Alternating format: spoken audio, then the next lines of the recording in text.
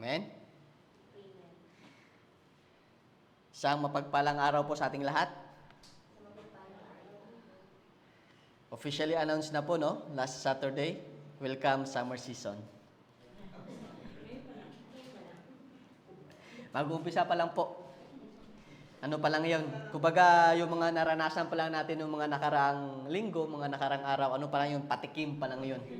So, ngayon it is officially announced na po na the summer season has started.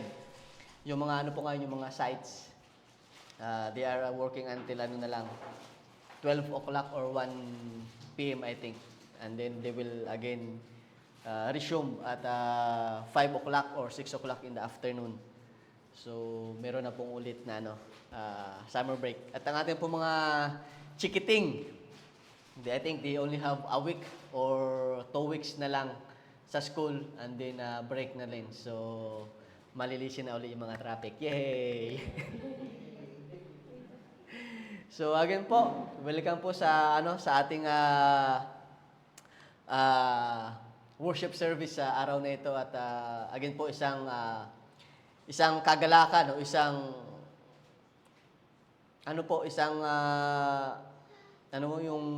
yung kasabikan na muli pong makatayo at magamit ng Panginoon para po ipahayag ang kanyang salita sa araw na ito. At ngayon nga po ang ating pong text ay magmumula po sa sa 1 Kings chapter 21 verses 1 to 3. So sige po, let's all stand and with reverence po samahan niyo po akong basahin ang salita ng ating Panginoon.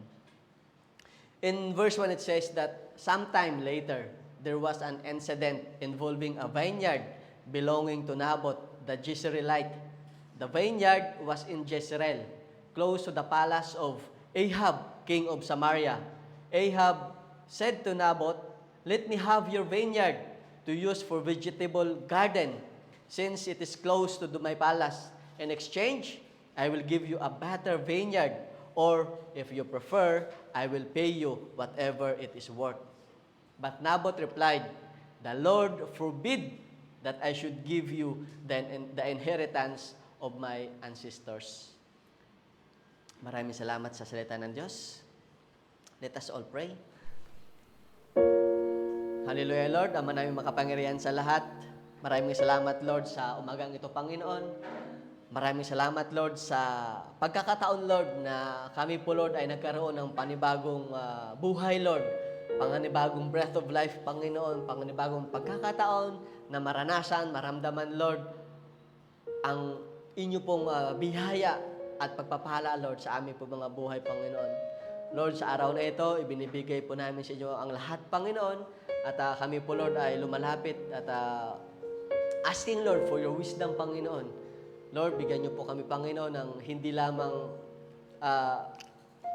Lord, yung presensya, Lord, namin dito, Lord, sa lugar ito, Panginoon, bagos, Lord, yung aming kauhawan, Lord, na marinig at tanggapin, Lord, ang inyo pong biyaya, Lord. Mensahe, Lord, na inyo pong ibibigay sa amin, Lord, sa umagang ito, Panginoon. Lord, itago niyo po ako, Lord, sa inyong kalagitnaan, Lord. And Lord, I pray na lahat po, Lord, ng salita na aking babanggitin, Panginoon, ay salita na inyo pong gustong iparinig, Lord, sa inyo pong mga anak, Panginoon, sa araw na ito. Lord, to you alone be the glory, to you alone be the thanksgiving, and you alone be glorified, Lord. This is our prayer, Lord, in the mightiest name of our Lord Jesus Christ. Amen and amen. Yes, I'll be seated po. So, ang atin pong title sa araw na ito, yung preaching po, is Deal or No Deal. So, before we start, let's watch this short clip.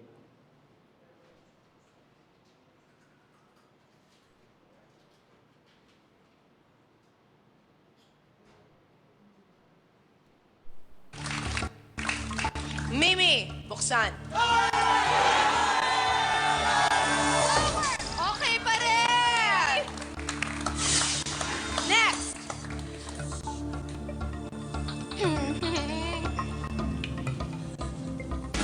Ay! Ano ba yan?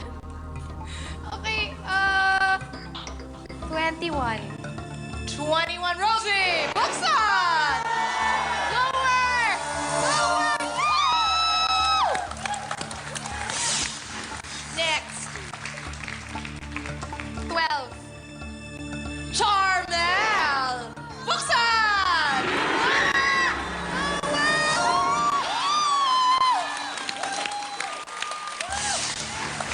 Go next! 7. Chloe! Buksan na! Lower! Ayos lang. One more! 4. Natalie! Buksan! Lower! Lower! Lower! Lower! Okay.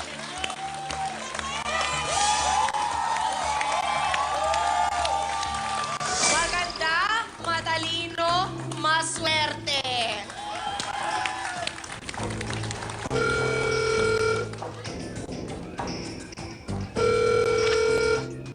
Yes?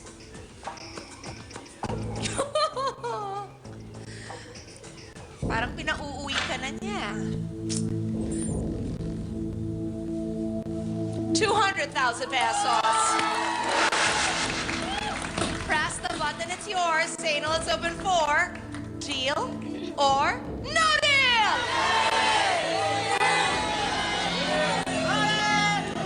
No deal!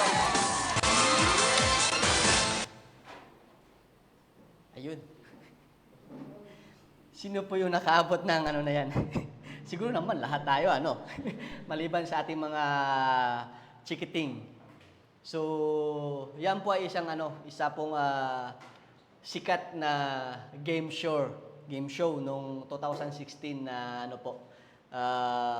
tawag po diyan is Kapamilya, Deal or No Deal. Kumbaga, ihinango siya sa American TV show. Na ganun din yung title, Deal or No Deal. So, sa game show na yan, yung mechanics niya is yung contestant, mamimili siya ng isang briefcase. There are 26 briefcases. And then, the contestant will pick one of those 26 briefcases. So, each briefcase contains a value, a cash value from 1 peso to 2 million. So, and then, over the course of the game, o sa, kanina sabi nga ni Chris, every time na mag-open ng 4 na briefcases, yung contestant, merong tatawag. Tatawag si banker. Tapos, magbibigay siya ng deal. So, or di kaya magbibigay siya ng isang cash amount para ibigay o i-offer doon sa contestant, and the contestant will decide is it either deal or no deal. If he deals, if the contestant will deal on the offer, the game show will end. Finish na. He will take the cash that is offered by the banker, or if the contestant will say no deal, so the game will continue till he will get the value of the briefcase that he chooses. So, oftentimes, the contestant on the show will tone down yung good offer and live with less than they could have had. So, gaya nung nangyari kay Casey, she toned down the amount of 200,000. It's a good offer. It is almost 250,000. Hindi yun basta-basta lang na amount. But the contestant, Casey, toned down the offer. At meron din naman na mga pagkakataon na when they turn down the offer, for example, the 200,000, and they continue the game till the end of the game, yung masakit, when they open the briefcase that it chooses, it is less than the offered. So, kumbaga, sa madaling salita, they get less doon sa game show na yun kasi they choose to continue the game. So, ganoon din po naman sa ating mga buhay. In our daily life, we face yung deal or no deal choices sa buhay natin that could affect us for the rest of our lives or maybe sa maikling panahon lamang or for eternity. The choices that you make every day in friends, yung music na yung pinapakinggan natin, yung clothing na pinipili natin, yung mga books na binabasa natin, yung pagbabrowse natin sa internet, yung mga text messages or yung mga messages na sinesend natin sa ating mga messenger or kung ano pa. It may seem trivial on the surface, but those things could change the course of our life. So ngayon po sa atin pong text na binasa kanina, there is a story of a man who faced a deal or no deal situation as well. And through the story of this man, God will teach us a valuable lesson when you come to a deal or no deal situation or interaction of your life. Ano yung dapat nyong maging decision? Is it either deal or no deal? So to start with, deal or no deal, when obligation handed over in verse 1. Sabi po doon, sometime later, there was an incident involving a vineyard belonging to Naboth the Jezreelite. The vineyard was in Jezreel, close to the palace of Ahab, king of Samaria. So yung text po, sabi po doon, Naboth had a vineyard. Yung vineyard po o yung ubasan. At ang ubasang ito ay ayon sa mga Bible scholars, ito po ay pinamana kay Naboth. Pinamana po sa kanya ng kanyang mga magulang. It had been in his family since Israel had been given possession in the promised land. So this land po had been in his family for generations na. So, salin-salin na yung vineyard na to. It was more than his inheritance. It was his heritage na. Naboth's father handed over to him the obligation to take good care of it. And Naboth's response is deal. Nung hinandid over sa kanya o yung pinasa sa kanya ng kanyang ama yung taking care of that vineyard, sabi ni Naboth, deal yung response ni Naboth. Naboth worked very hard para pangalagaan at pagyabungin ang ubasan na pinamana sa kanya. He have done a good job in maintaining his vineyard. And the proof of it, kaya nasabi natin na Naboth did a good job is it catches or it caught the eyes of the king.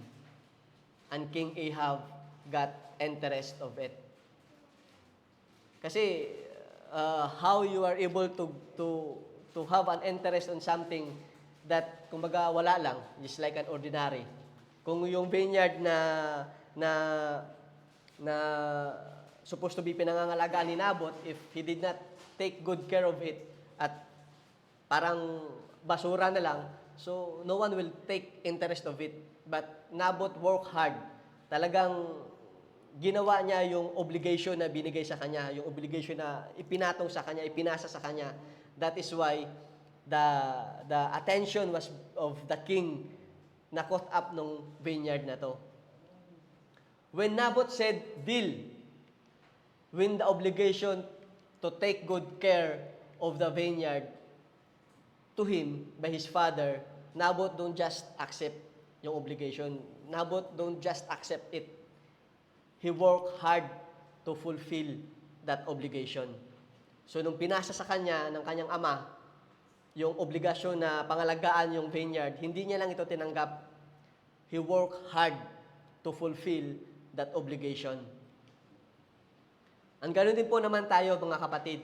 You and I, all of us here in this room, we also have a vineyard or ubasan na dapat pangalagaan. You and I have been given a wonderful inheritance by those who come before us. Si GPMI Sarja po, this church is the vineyard that had been passed on to us by those people or by those servants who come before us. Sabi po sa Psalm 78, chapter 78, verses 4 to 6, we will not hide them from their descendants. We will tell the next generation the praiseworthy deeds of the Lord, His power and the wonders He has done. He decreed statutes for Jacob and established the law in Israel, which He commanded our ancestors to teach their children. So the next generation would know them, even the children yet to be born, and they in turn would tell their children. Sabi po sa verse 4,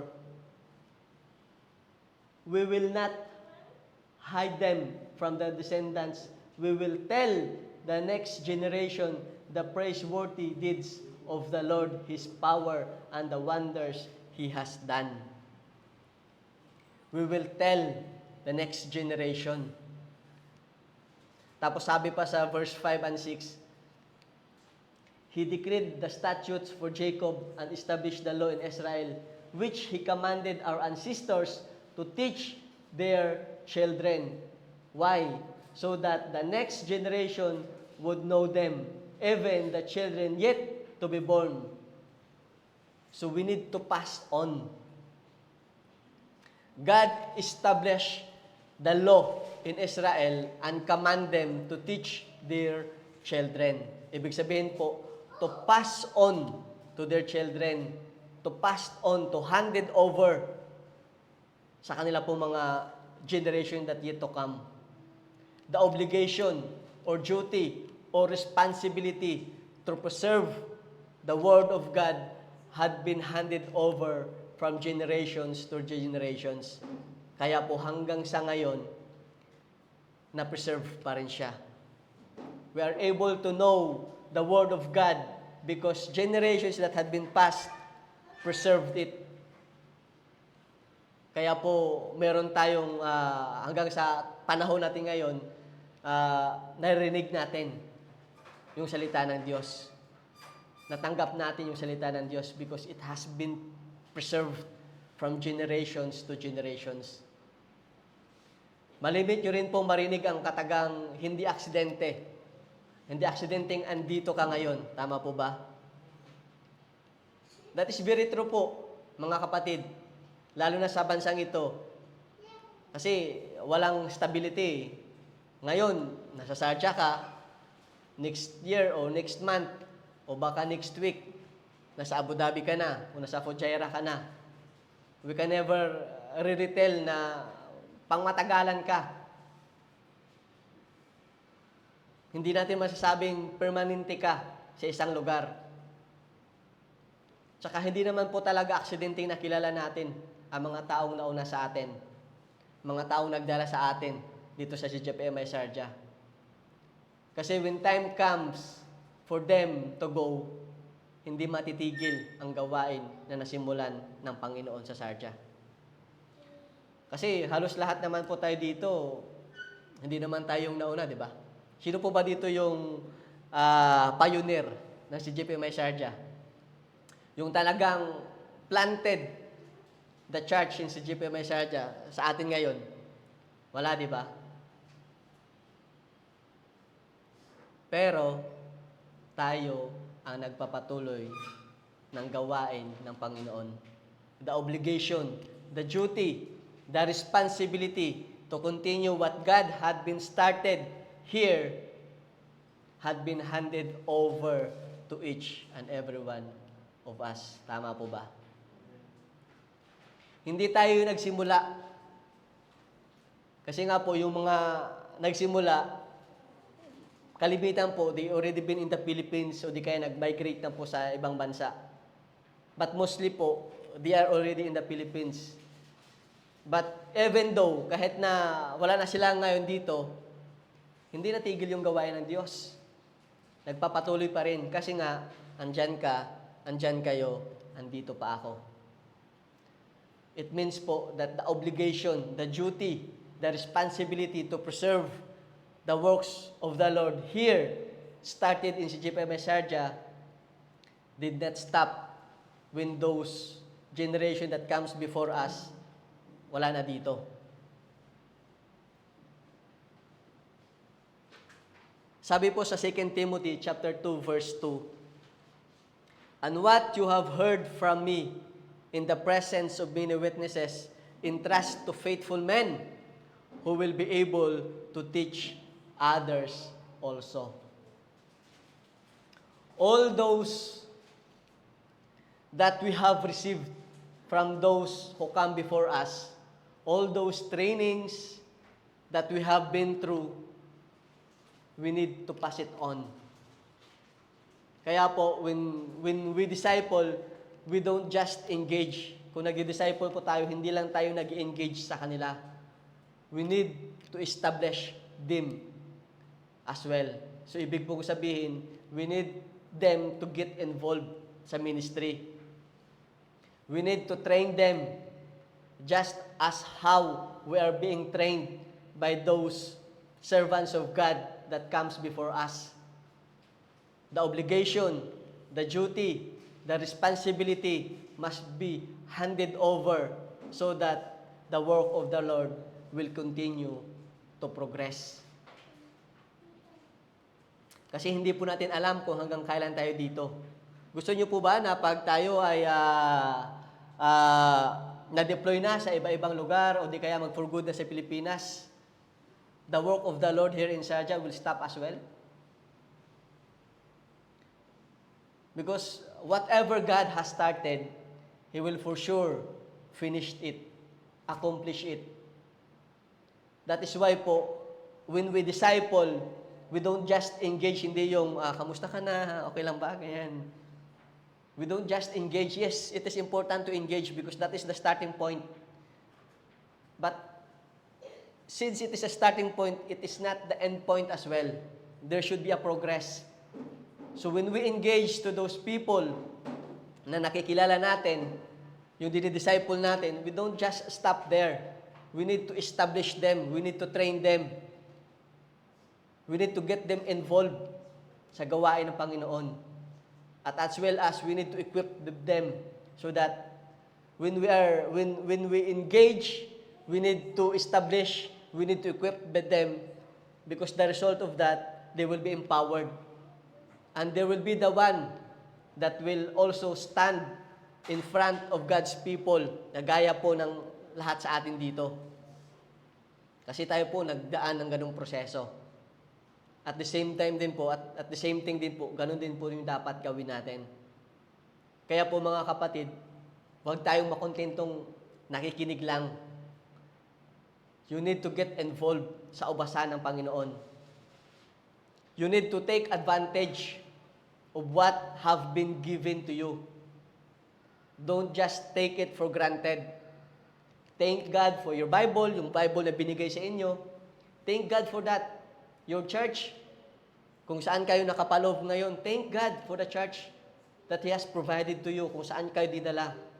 Yung mga preachers ninyo, yung mga leaders ninyo, especially the salvation that you get, the salvation that you have right now.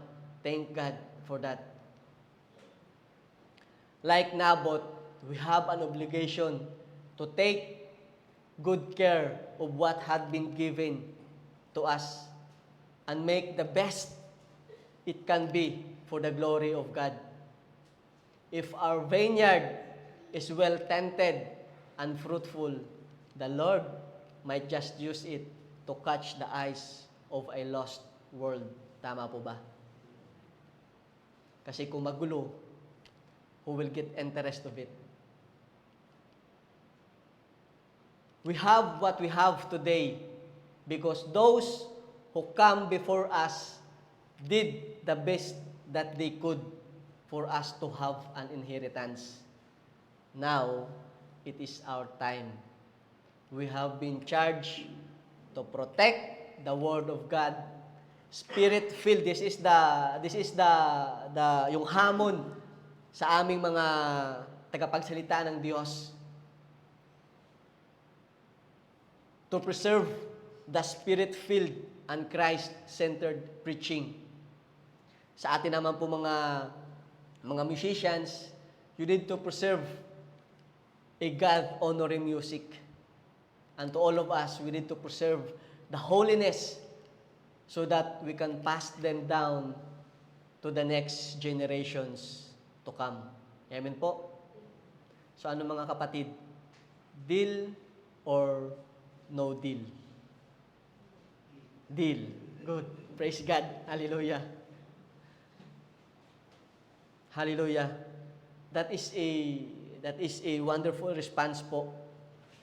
Deal, it means that we accept the obligation that has been handed over to us to preserve the Word of God, to preserve the work of the Lord has been started here. We need to continue it. Amen po? Amen. So deal or no deal? When? First, obligation handed over. Deal or no deal? When? Opportunity offered in verse 2. Sabi po doon, Ahab said to Naboth, "Let me have your vineyard to use for a vegetable garden, since it is close to my palace. In exchange, I will give you a better vineyard, or if you prefer, I will pay you whatever it is worth." Yun po yung offer.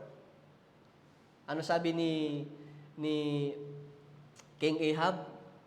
In exchange, I will give you a better vineyard, or if you prefer, I will pay you whatever it is worth. In a normal and unexpected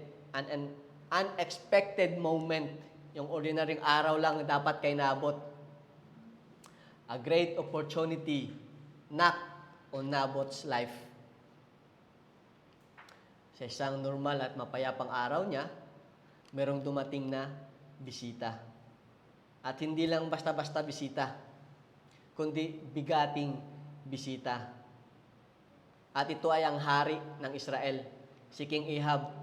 Si King Ahab po yung 7th king of Israel after it was divided into 2 kingdoms. Kasi po, when the kingdom is still united, the first king of Israel was King Saul. Tama po ba? Then, King David. After that, King Solomon.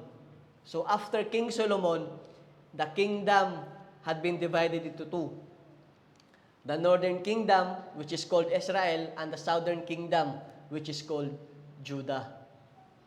And si Ahab po was the 7th king of Israel, or the northern kingdom of Israel, after the Israel has been divided into 2. So the main kingdom po of Ahab, o yung main na palasyo ni Ahab, is sa Samaria. Sa Samaria po. Tapos yung isa niyang palasyo is yung sa Jezreel. Ito naman po, kumbaga sa atin, sa layman's term po, ito po ay isang bakasyonan lamang ni King Ahab. Ito po ay kanyang bakasyonan. Kumbaga, dito lang siya nagpapahinga. Dito lang siya nagre-refresh. At ang ubasan naman ni Naboth ay katabi lamang ng palasyo ni King Ahab. King Ahab comes over from the palace with an offer for Naboth because he wants Naboth's vineyard to be his vegetable garden. Gusto niyang maging gusto ni King Naboth na magkaroon ng ni King Naboth tuloy ni King Ahab na magkaroon ng vegetable garden. At since na malapit yung ubasan ni Naboth, gusto niyang gawing vegetable garden yung ubasan ni Naboth. So he came down from his palace and gave an offer to Naboth. Even he is the king of the land, he has the power. He has the power, he has also the influence. He can just take it. He can just take it, yung property ni Naboth. He can just take it. But King Ahab came with an offer. King Ahab wants to take Naboth's vineyard. In exchange, he will give Naboth a better vineyard, or Naboth can demand whatever the worth or cost he wants. Kung baga, Naboth can just name the price, sa madaling salita po. It is a great opportunity for Naboth to have a better life than what he has. Or maybe, it is a chance for him to have a good favor from the king kasi pinagbigyan niya yung hiling ng hari. But, it will destroy the inheritance, the heritage that has been passed on to him. Kasi nga, from being a vineyard, sisirain ito ni King Ahab kasi gagawin niyang vegetable garden. So yung inheritance na pinasa kay Naboth, if he says deal sa offer ni King Ahab, it will be gone. It will be destroyed because it will be replaced by a vegetable garden. And King Ahab, being the king, he has the power, the influence, and people normally or typically magsasabi lang silang, kumbaga, they will just say yes. Kasi it is a king who requested it. It is the king who offered it. So, as a normal individual, as a normal citizen, kasi king na yung nagsabi sa iyo, king na yung, ikaw ba pag tawag nito, yung prince yung lumapit sa iyo tapos he offered something, would you say no deal? Because, the impression is, it is not about the offer. It is who offered it. It is coming from a king. He has the power, he has the authority. So, normally, people will just say, okay, yes, deal. But for Naboth, despite the opportunity offered to him from a king, his response was, no deal. Tinanggihan po ni Naboth. My dear brothers and sisters, in this world, you are going to receive a lot of offers sa buhay mo. The world will offer you a lot of things in which it seems to be a great opportunity but will destroy your relationship with God. Sabi po sa 1 Corinthians chapter 15 verse 33, nabubulol ako. Tubig muna.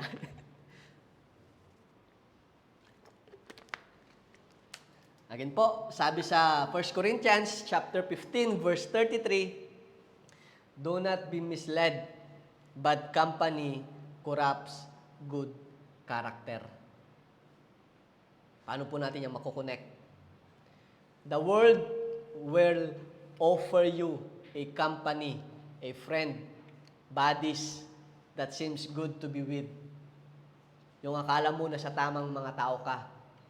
Kasi happy-happy lang.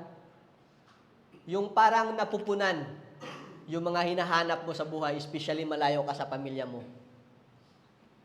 Pero may mga gawain na maaring makompromise yung faith mo, yung relasyon mo sa Diyos.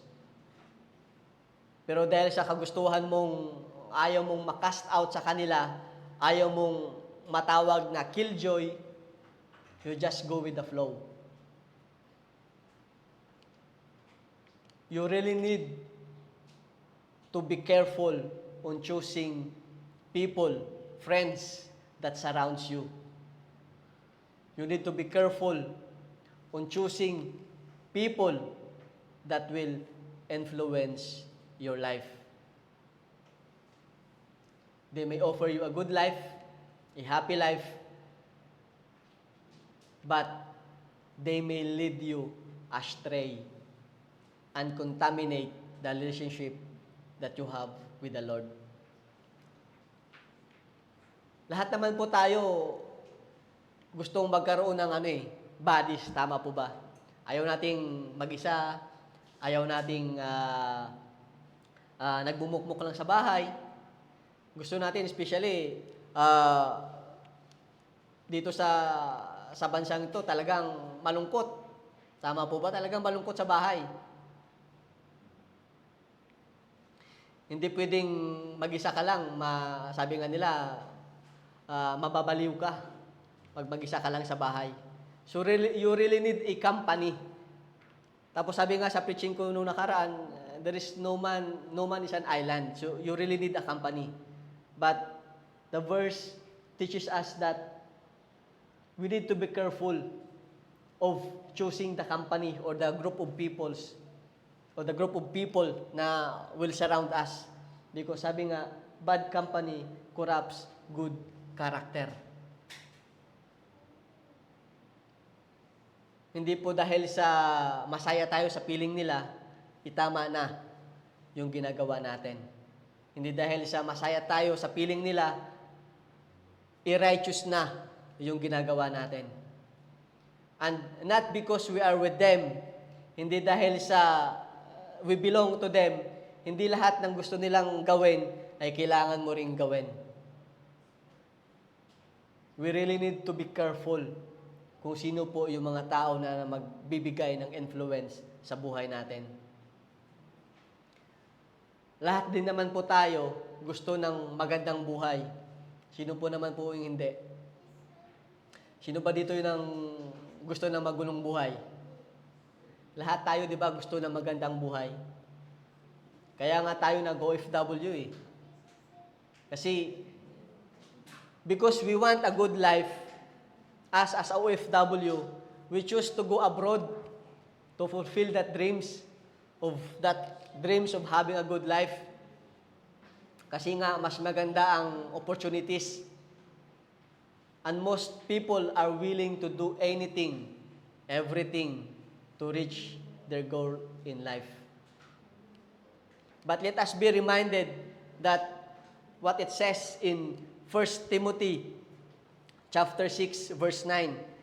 Sabi po doon, people who want to get rich fall into temptation and a trap and into many foolish and harmful desires that plunge men into ruin and destruction. Likas po sa tao ang magkaroon ng mataas na ambisyon. Tama po. Likas po sa atin yung magkaroon ng mataas na ambisyon. Kaya lang minsan, because of that desire of being ambitious, that ambitious becomes greediness.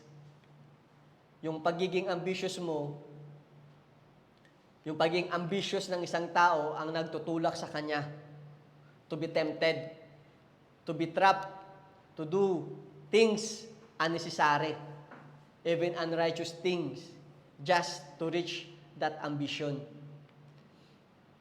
And that leads people to ruin and destruction. Hindi naman po masamang mangarap o magkaroon ng ambisyon na mataas, but it should be aligned to God's will in your life.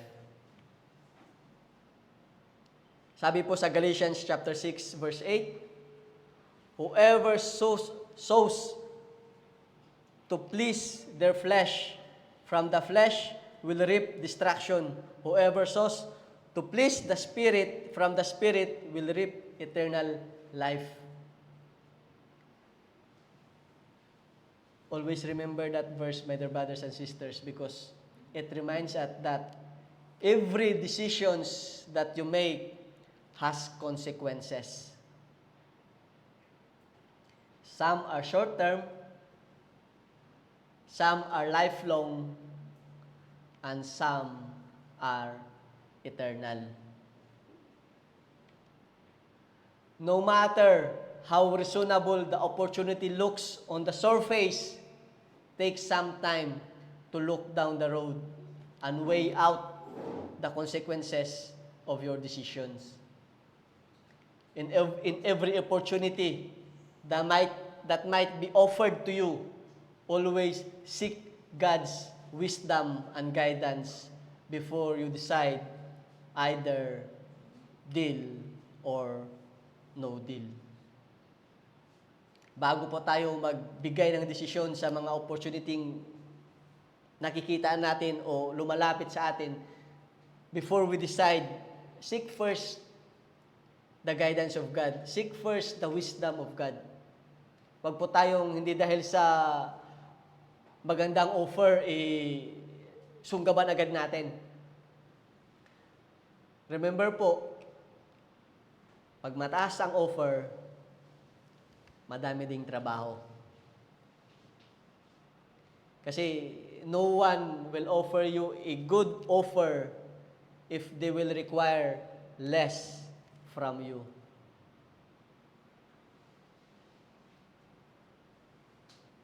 May mga trabaho pong dumarating sa buhay natin na kung titingnan natin, ito na yung dream job natin.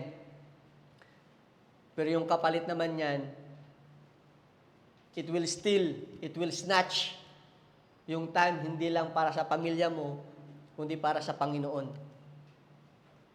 So when opportunity comes sa buhay natin, and we are in that kind of circumstances na parang naguguluhan tayo, is it either deal or no deal, my dear brothers and sisters, please consult the wisdom of God before you make decisions, because every decisions that we make, meron pong kaakibat na consequences. Again, it might be a short term, a long term, or eternal. Amen po? So, deal or no deal?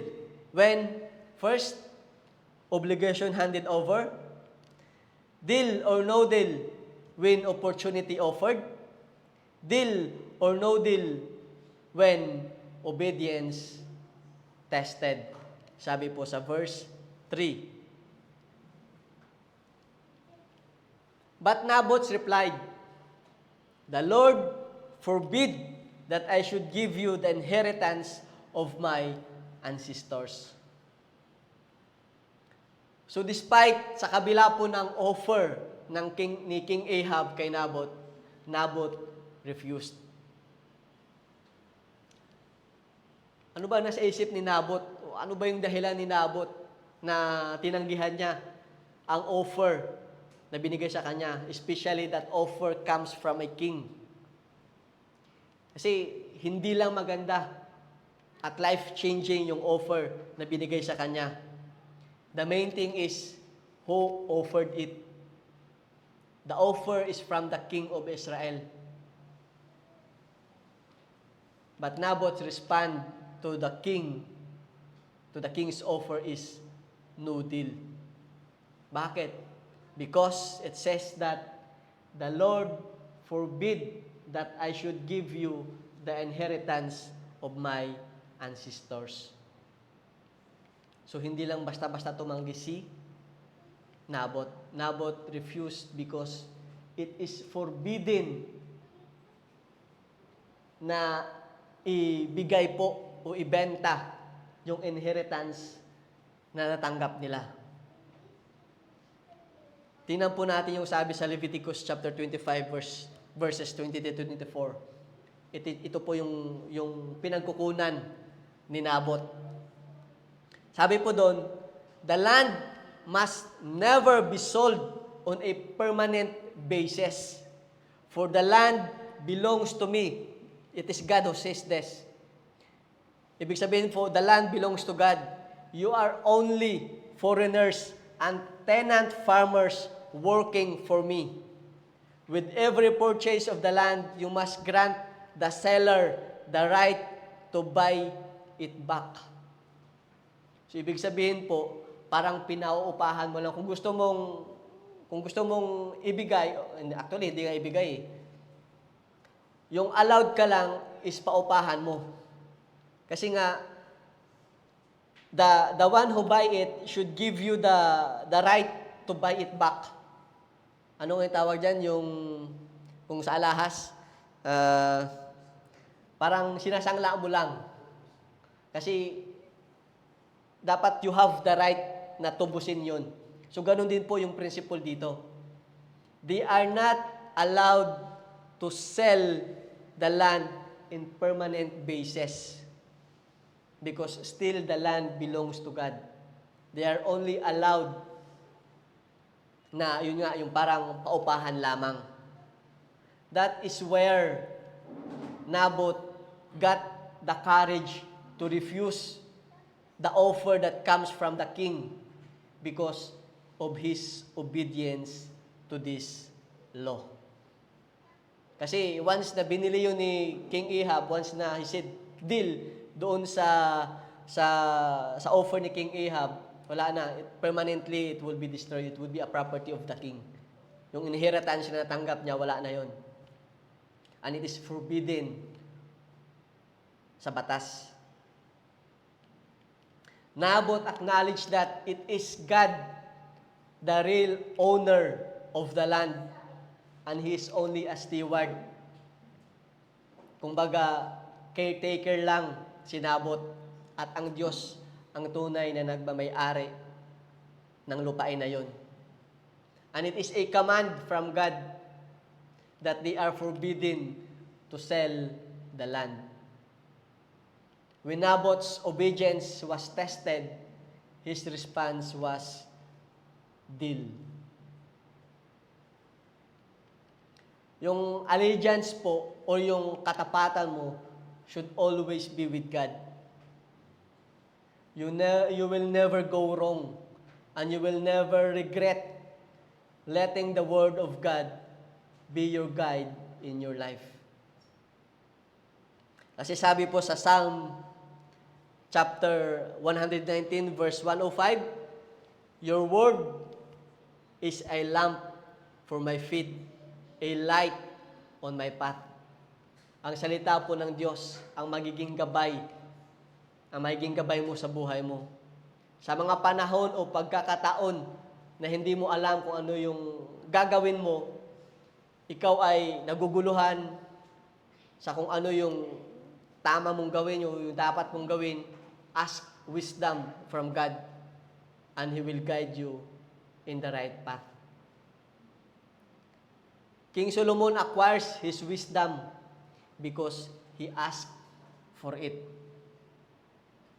Hindi yun innate o hindi yun, nung isinilang si King Solomon is talagang yung wisdom niya ay nag-uumapaw, no.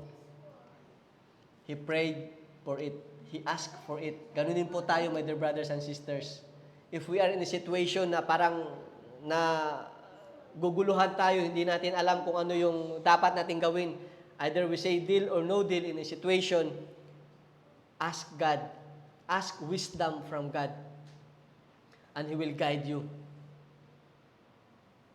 Sabi rin po sa Jeremiah chapter 7 verse 23, but this command I give them, obey my voice, and I will be your God, and you shall be my people, and walk in all the way that I command you, that it may be well with you. Walk in all the way that I command you, God says, and it may be well with you. Ibig sabihin po, my dear brothers and sisters, walang maling desisyon pag sinunod mo ang gusto ng Diyos sa buhay mo. As long as you obey God, all will be well. Maaring hindi mo pa nakikita o nararamdaman sa ngayon, but you will be amazed, my dear brothers and sisters, at masasabi mo na lang, buti na lang, Lord, sinunod kita. Buti na lang, Lord, sinunod kita. Kasi minsan, even if, meron kasi yung pagkakataon minsan mga kapatid na God is talking to you. Maaring hindi ka aware, pero mayroong mga signs o mga pagkakataon that God is talking to you. Kaya lang, masyado kang resistant. You just ignore yung sinasabi sa'yo ng Diyos. But if you obey God, all will be well. Yun yung sabi niya. Panghawakan po natin yan, mga kapatid. But this command I give you, obey my voice. Obey the voice of God. And I will be your God, and you shall be my people. And walk in all the way that I command you, that it may be well with you. Sabi din po sa Proverbs chapter 3 verses 5 to 6, trust in the Lord with all your hearts, and lean not on your own understanding. In all your ways acknowledge Him, and He shall direct your paths. Always put your trust to the Lord. Don't rely on what you think is right. Baka mali ka, kapatid. Kasi dito tayo minsan sumasablay eh. What we think is right for us. But always put your trust to the Lord. Don't just rely on the things that you think is right. In all your ways, in all your decisions, ask for His divine intervention, and He will direct you to the right path in your life. So ano mga kapatid? When your obedience with God will be tested, is it deal or no deal? When your obedience to God is being tested, what would it be? Deal or no deal? I will just leave it to you. Amen po? Amen.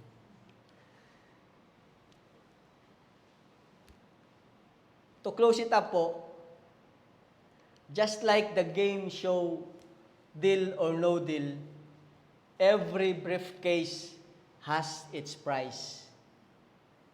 Every briefcase there are 26 briefcases, right? Every briefcase has its price. Ibig sabihin po, every decisions that you make has its own consequences as well. Always remember that you had an inheritance, a vineyard of God, the church, the faith, the family of Christ, and the obligation, the duty, the responsibility to protect and preserve. And preserve it because it has been handed over to you from generations that comes before you. The world will always come to visit you and offer a great opportunity, but it will ruin and destroy the inheritance that has been passed on to you. Always remember, before you make a choice, before you make a decision, and when you are in a compromising situation, your obedience, your allegiance, yung katapatan mo should always be with God. Again po, my dear brothers and sisters, walang maling desisyon pag pinili mong maging tapat sa Diyos. Amen po? Amen. Let us wrap it up. So, again po, deal or no deal? When?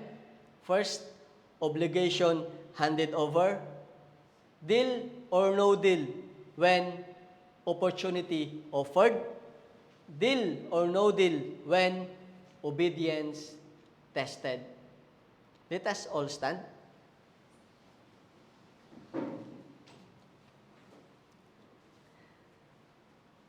Let us talk to God. Let us pray. Hallelujah, Lord. Ama namin makapangyarihan sa lahat. Lord, maraming salamat sa araw nito, Panginoon. Maraming salamat, Lord, sa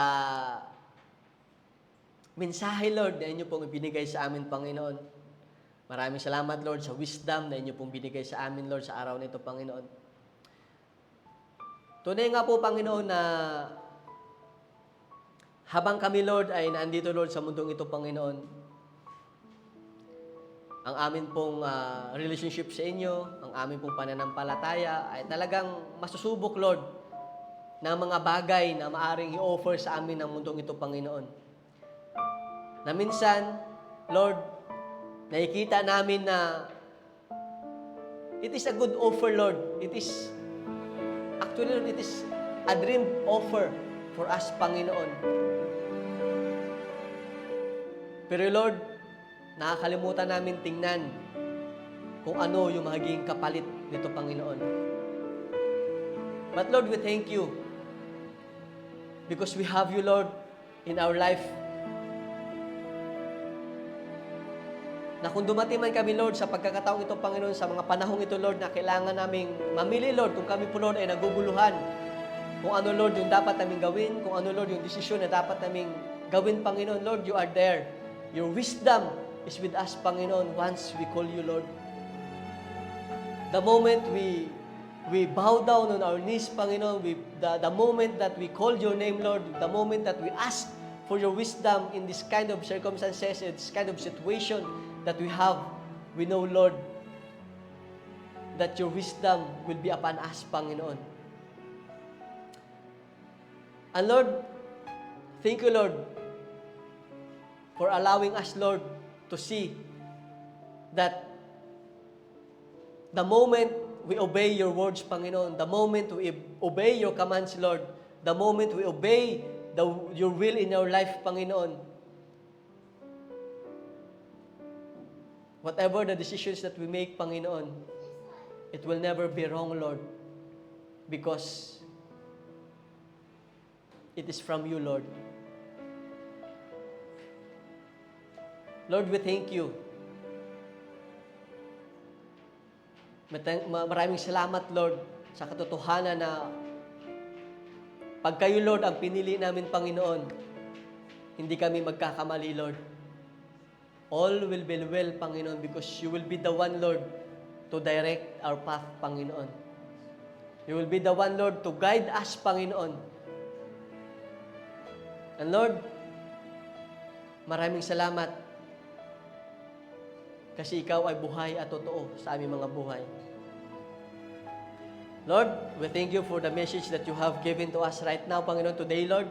Lord, we just want to pray na ito po, Lord, ay hindi lamang mamuo sa aming mga isipan, Panginoon. But, Lord, it will be stored in our hearts, Panginoon. And it will remind us, Lord, of your message today, Panginoon. Lord, again, muli, maraming salamat, Lord, sa araw na ito. At sa inyo po namin, Lord, patuloy na ibinabalik ang lahat ng kapurihan. Ito po, Lord, ang aming panalangin ng may pasasalamat, pagdakila at pagsamba sa nag-iisa at tunay na makapangyarihang pangalan ng inyong anak na si Jesus. Amen and amen.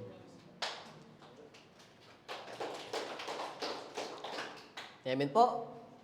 So, allow me po to release the blessing. The Lord bless you and keep you. The Lord make His face to shine upon you and be gracious to you. The Lord lift up His countenance upon you and give you peace. My dear brothers and sisters, receive the blessings of God in your life, in your career, in your dreams, in your desires. Let be God be the first in your life, and all your desires will be given to you. Hallelujah. Maraming salamat po, Diyos, Ito po daw ang panalangin sa nag-isa at tunay na makapangyarihang pangalan ng inyong anak na si Jesus. Amen and amen. Muli po, isang mapagpalang araw sa ating lahat.